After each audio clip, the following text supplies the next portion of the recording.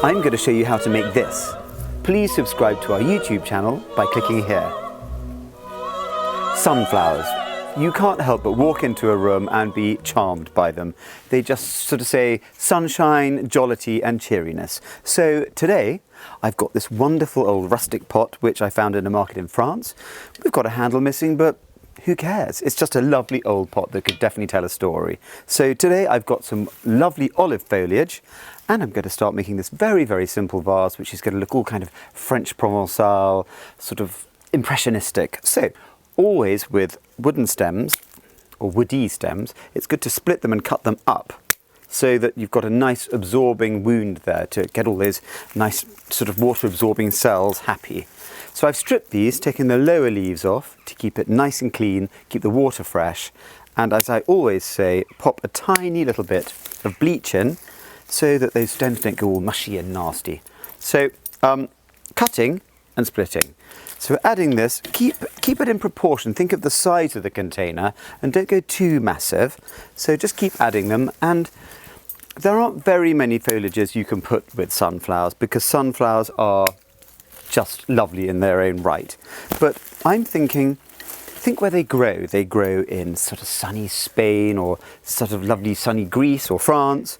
And so think about the foliage that grow around them. So it would be olive, as I'm using here, or you could use rosemary, or what else? Maybe some kind of ilex. Now that sounds very technical, which is an evergreen, it's like an evergreen holly.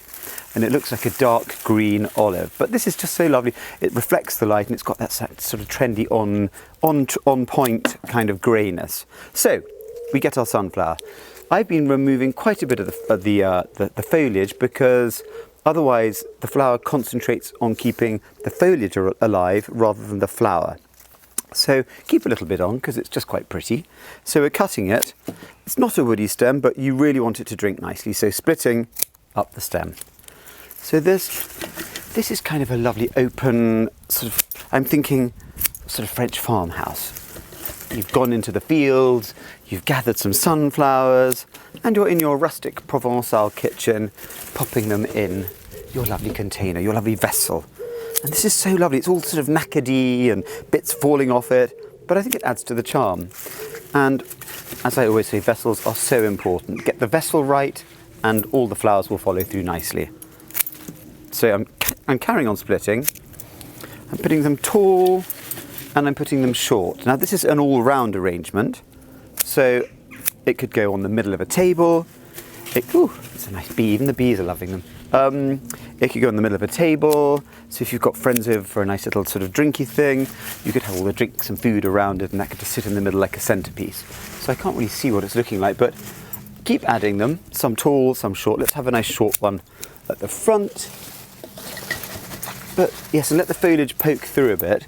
I've got 15 here because I just like to have more and more. And if you want some sunflowers, do get in touch with your local florist and try and support them because they need our support.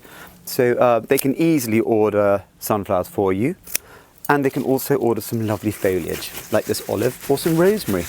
Or if you've got a friend with a nice garden, let's pop a bit more olive in.